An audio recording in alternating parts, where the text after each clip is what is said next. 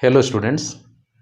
आज हम एल्गी की जो पहली क्लास है क्लोरोफाइसी या फिर ग्रीन एल्गी, इसके बारे में जानेंगे।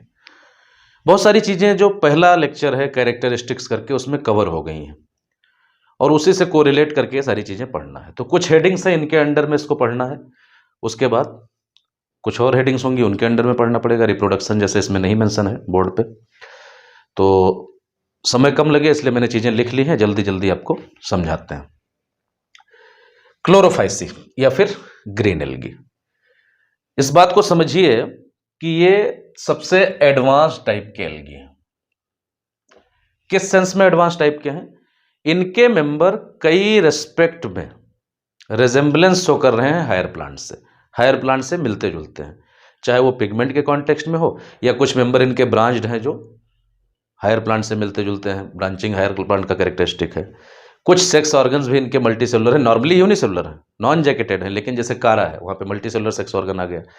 तो क्लोरोफाइसी के मेंबर हायर प्लांट से रिजेंबलेंस ज्यादा शो करते हैं as compared to other members. तो ये सबसे एडवांस टाइप के एल्गी हैं, पहली बात। अब शुरुआत कोई भी एल्गी पढ़ेंगे या कोई भी प्लांट पढ़ेंगे तो सबसे पहले हैबिटेट के बारे में जानेंगे कि इनके लिए सबसे सुटेबल मुफीद जगह कौन सी है, कहां पे ये रह सकते हैं। तो ये फ्रेश वाटर में रह सकते हैं, ये ब्रैकिश वाटर में रह सकते हैं और मरीन वाटर में रह सकते हैं।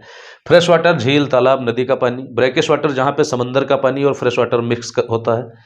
और मरीन वाटर सॉल्टी वाटर, सी का वाटर, ओशन का वाटर, जो जहां पे सॉल्ट की कंसेंट्रेशन काफी ज्यादा है। फॉर्म्स की बात करें अब अगला कि इनकी फॉर्म्स कैसी होगी, तो ये इसमें से कुछ मेंबर यूनिसेलुलर हो सकते हैं जैसे क्लोरिला और जैसे क्लेमेडोमोनस।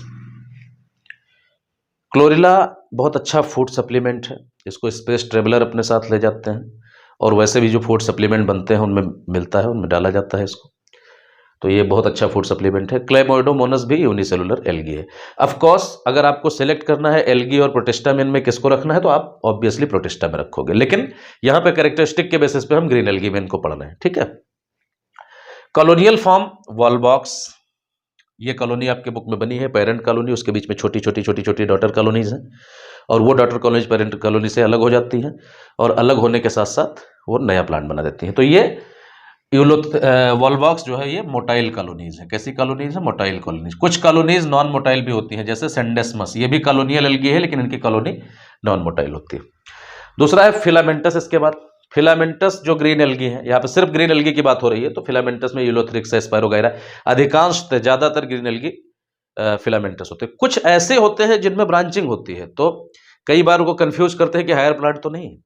जैसे कारा में ब्रांचिंग होती है, कारा में ब्रांचिंग होती है ना, तो वो लगता है कि हायर प्लांट से मिलता जुलता है। तो ऐसी फॉर्म, ब्रांच फॉर्म भी मिलती है फिलामेंटस के साथ साथ। अब हम बात करेंगे पिगमेंट्स की। तो देखो ये क्या बताया गया, मोस्ट एडवांस का मतलब क्या है? हायर प्लांट से रेजेंबलेंस शो करना। तो क्लोरोफिल ए तो शो करता है, साथ साथ क्लोरोफिल बी भी हायर प्लांट का कैरेक्टरिस्टिक है और ज़ैंथोफिल्स और बीटा कैरोटीन भी हायर प्लांट्स में एबंडेंस में पाया जाता है। तो इसके जो पिगमेंट है वो हायर प्लांट से ज्यादा मिलते जुलते हैं, ठीक है। फोटोसिंथेसिस नो डाउट सारे एल्गी करेंगे, लेकिन इसमें और जो दूसरे पिगमेंट जैसे क्लोरोफिल बी भी पाया जाता है जो कि अदर्स में नहीं पाया जाता। अब इसके बाद बात आती है क्लोरोप्लास्ट की। क्लोरोप्लास्ट क्या है भाई? क्लोरोप्लास्ट, थोड़ा सा स्पेस पहले कर लेते हैं क्योंकि कुछ चीजें बतानी होंगी। अब जैसे मैंने बताया क्लोरोप्लास्ट कई शेप के हो सकते हैं, डिस्क्वाइडल हो सकते हैं, जैसे कारा में जो क्लोरोप्लास्ट होता है डिस्क्वाइडल होता है। अब कौन सी क्लास में कैसा क्लोरोप्लास्ट होता है ये याद नहीं करना है, ठीक है, बस खाली ये याद कर लेना वेरिएशंस कैसे हैं। तो डिस्क्वाइडल हो सकती है, प्लेट लाइक हो सकती है, रेटिकुलेट हो सकती है, कप सेट क्लोरोप्लास्ट हो सकते हैं, स्पाइरल क्लोरोप्लास्ट हो सकते हैं, रिबन लाइक, जैसे स्पायरोगायरा में स्पाइरल क्लोरोप्लास्ट होते हैं, वहीं से नाम इसका है स्पायरोगायरा। तो जो माइक्रोस्कोपिकली देखा गया तो पाया गया जो क्लोरोप्लास्ट का अरेंजमेंट है वो स्पाइरल है, ठीक है। तो क्लोरोप्लास्ट होंगे और डिफरेंट शेप्स के होंगे, ठीक है। ये दोनों बातें ध्यान रखनी। डिफरेंट शेप क्या हो सकते हैं, जैसा जो हमने भी रिपीट किया, स्पायरोगायरा में स्पाइरल क्लोरोप्लास्ट, कारा में डिस्क्वाइडल क्लोरोप्लास्ट, और में अलग अलग स्पीसीज में अलग अलग, डिफरेंट स्पीसीज में डिफरेंट टाइप के, ऐसा नहीं कि एक ही स्पीसीज में सारे टाइप के मिलेंगे, अलग अलग स्पीसीज में अलग अलग टाइप के। क्लोरोप्लास्ट के अंदर, inside the chloroplast there are storage bodies called pyrenoids. तो पायरेनोइड्स स्टोरेज बॉडीज होती हैं जिनमें क्या होता है, सेंटर में प्रोटीन होता है और पेरीफेरी पे स्टार्च होता है। पेरीफेरी पे स्टार्च होता है और सेंटर में प्रोटीन होता है। ये क्या है? पायरेनोइड। इसको आप कचौरी से कंपेयर कर सकते हो, दाल वाली कचौरी से। सेंटर में दाल भरी हुई है और चारों तरफ मैदा है, तो मैदा स्टार्च है और दाल प्रोटीन है। या आप इसको, अगर आपके इलाके में कचौरी नहीं बनती है तो चीज़ सैंडविच से कर सकते हो। ऊपर नीचे जो ब्रेड है वो स्टार्च है और चीज़ प्रोटीनेशियस है, ठीक है, तो चीज़ सैंडविच मान सकते हो। सेंटर में प्रोटीन होगी, ठीक है, और पेरीफेरी पे स्टार्च होगा। जो किताब में नाम दिया गया है वो इस तरह से दिया गया है, यह है प्रोटीन बिसाइड स्टार्च, ठीक है, स्टार्च के अंदर प्रोटीन। तो ये स्टोरेज बॉडी है बेसिकली। लेकिन कुछ मेंबर्स में ऑयल ड्रॉपलेट्स भी स्टोरेज फॉर्म में है, ठीक है। तो स्टोर्ड फूड मटेरियल मेनली क्या है? मेनली है स्टार्च। प्रोटीन भी स्टोरेज मटेरियल है, लेकिन मेनली क्या है? स्टार्च है। किस फॉर्म में स्टोरेज है? पायरेनोइड के फॉर्म में। पायरेनोइड भी डिफरेंट शेप के हो सकते हैं, नहीं पढ़ना है आपको, लेकिन हो सकते हैं। पायरेनोइड में क्या है? प्रोटीन सेंटर में है, स्टार्च पेरीफेरी पे है। याद रखना इस बात को, ठीक है, याद रखना। जो सेंट्रल पार्ट है वो प्रोटीनेशियस है, पेरिफेरल पार्ट क्या है? स्टार्च है। घुमा फिरा के क्वेश्चन बन सकता है पायरेनोइड से, ध्यान रखिएगा। बहुत सारे में क्या है? स्टोरेज मटेरियल ऑयल ड्रॉपलेट्स हैं, लेकिन नॉर्मली क्या है?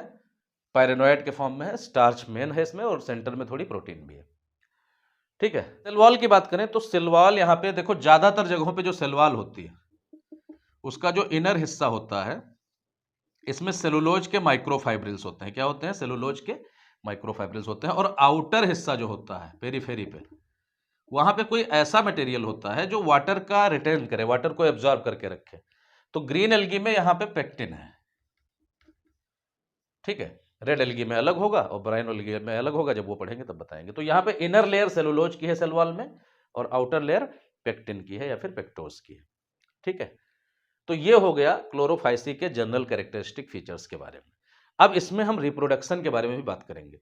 इसके पहले जो हम कैरेक्टरिस्टिक्स वाला लेक्चर पढ़ चुके हैं उसमें सारी चीजें बात की है हमने, लेकिन चूंकि यहाँ पे हम स्पेसिफिक क्लोरोफाइसी पढ़ रहे हैं तो जरूर पढ़ेंगे कि इसमें कौन कौन से रिप्रोडक्शन पॉसिबल है। रिप्रोडक्शन इन ग्रीन एल्गी, बेटा इसमें तीनों टाइप के रिप्रोडक्शन पॉसिबल है। पहला है वेजिटेटिव टाइप, जल्दी जल्दी कवर करते हैं।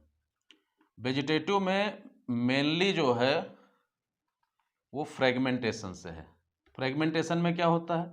जो पेरेंट बॉडी है वो कई टुकड़ों में टूट जाती है। जैसे ये पेरेंट बॉडी है, ये कई टुकड़ों में टूट गई, 1 2 3, और ये तीनों टुकड़े क्या हुए? तीनों फ्रेगमेंट्स क्या हुए? नया फिलामेंट बना दिए इसे, ठीक है। तो ये फ्रेगमेंटेशन है, ये फ्रेगमेंट्स बन गए और फ्रेगमेंट से नया बना दिया। क्या बाइनरी फिजन भी पॉसिबल है? हाँ पॉसिबल है। यूनिसेलुलर जो मेंबर्स हैं उनमें बाइनरी फिजन पॉसिबल है। हमेशा होता है कि नहीं होता है इस पे डिबेट है, लेकिन बाइनरी फिजन पॉसिबल है, ठीक है। अब इसके बाद बात आती है आसेक्सुअल रिप्रोडक्शन की। आसेक्सुअल रिप्रोडक्शन बेटा यहां पे डिफरेंट टाइप के स्पोर्स से होगा, ठीक है, जिसमें से फेवरेबल कंडीशन में जो बनेंगे वो होंगे जूस्पोर्स। क्या बनेंगे? जूस्पोर्स। ये कैसे होंगे? ये बाई फ्लैजिलेटेड होंगे, ऐसे बाई फ्लैजिलेटेड होंगे, ठीक है, बाई फ्लैजिलेटेड होंगे। अब एक बात ध्यान रखना है कि क्लोरोफाइसी में फ्लैजिला जहां भी मौजूद होगा, चाहे स्पोर स्टेज में चाहे गैमीट स्टेज में, वहां पे 2 फ्लैजिला होंगे और इक्वल फ्लैजिला होंगे। तो फ्लैजिला कैसे होंगे? यहाँ पे अगर यहाँ पे फ्लैजिला की बात कर ली जाए, ये चीज मिस हो गई है, यहाँ पे आप लिख लीजिए। तो 2 फ्लैजिला होंगे या 2 से ज्यादा भी हो सकते हैं, 8 तक हो सकते हैं। नॉर्मली 2 होंगे लेकिन इससे ज्यादा भी हो सकते हैं। और इक्वल फ्लैजिला होंगे, और इक्वल होने के साथ साथ एपिकल होंगे, अपाइकल होंगे, एपेक्स पे होंगे, टिप पे, यहाँ पे देख सकते हो आप। गैमीट में भी ऐसा ही होगा, ठीक है। तो नॉर्मली 2 या 8 तक हो सकते हैं, लेकिन एपेक्स पे होंगे, टिप पे होंगे। अब ये एपेक्स पे हमने क्यों फोकस किया है? क्योंकि कुछ मेंबर में लेटरल भी होते हैं, तो उन पे हम बात करेंगे वहां पे। तो स्पोर, जो स्पोर हैं ये फ्लैजिलेटेड स्पोर होते हैं, इनमें फ्लैजिला होता है, फ्लैजिलेटेड होते हैं। इसके अलावा 3 स्पोर और हो सकते हैं। एप्लानो स्पोर हो सकते हैं, ये नॉन मोटाइल होंगे।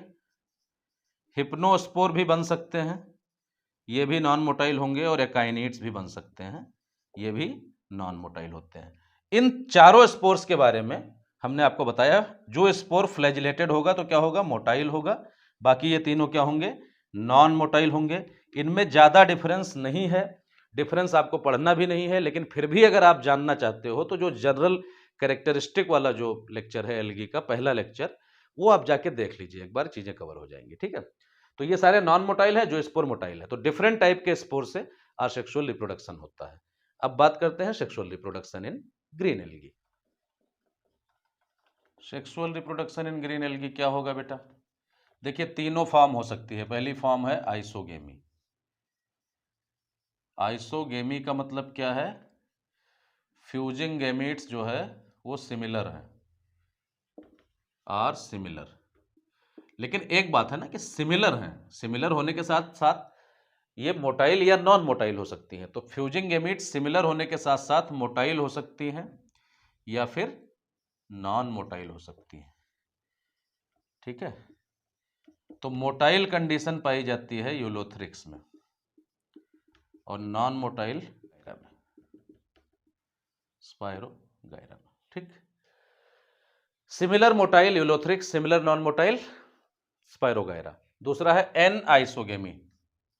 एन आइसोगेमी, सिमिलर गैमीट नहीं है, डिसिमिलर है। कैसे हैं? डिसिमिलर गैमीट्स हैं, फ्यूजिंग गैमीट डिसिमिलर हैं। एग्जाम्पल राइना, बढ़िया एग्जाम्पल है। ठीक है, सबसे अच्छा एग्जाम्पल। तीसरा है ऊगेमी। ऊगेमी में स्पेशल टाइप का एनाइसोगेमी है। फीमेल गैमीट इसमें क्या होता है? फीमेल गैमीट स्टेशनरी होती है, नॉन मोटाइल होती है। और मेल गैमीट क्या होता है? मेल गैमीट मोटाइल होता है। फर्क होता है, फीमेल गैमीट स्टेशनरी होने के साथ साथ लार्जर होती है, मेल गैमीट मोटाइल होने के साथ साथ स्मॉलर होता है। फीमेल गैमीट बॉडी के अंदर रहती है, मेल गैमीट को स्विम करके वहां पहुंचना होता है। बाकी जो दो केस हैं, यहाँ पे फ्यूजन कहाँ होता है? पानी में होता है। तो आइसोगेमी में ये कंडीशन होती है, मान लीजिए दो गैमीट्स हैं और ये दोनों क्या हैं? सिमिलर हैं, तो ये ऐसे इस तरह से फ्यूज करते हैं। ठीक है, और बाद में इनका न्यूक्लियस भी फ्यूज कर जाता है। एनाइसोगेमी में एक गैमीट लार्जर होता है और एक गैमीट स्मॉलर होता है। और ऊगेमी में एक गैमीट काफ़ी लार्जर होने के साथ साथ स्टेशनरी होता है, बॉडी के अंदर ही रहता है। और जो दूसरा गैमीट है वो मोटाइल होता है और मूव करके यहाँ तक आता है, फ्यूज करता है। ठीक है, तो ये हो गया सेक्सुअल रिप्रोडक्शन। तो this was all about green algae. Application या फिर इकोनॉमिक इंपॉर्टेंस हम सेपरेटली पढ़ेंगे सारी एल्गी का। ठीक है, इकोनॉमिक इंपॉर्टेंस एक टॉपिक है। तो ये ग्रीन एल्गी के बारे में सब कुछ हो गया। अब आगे हम पढ़ेंगे बाकी के दो। Thank you.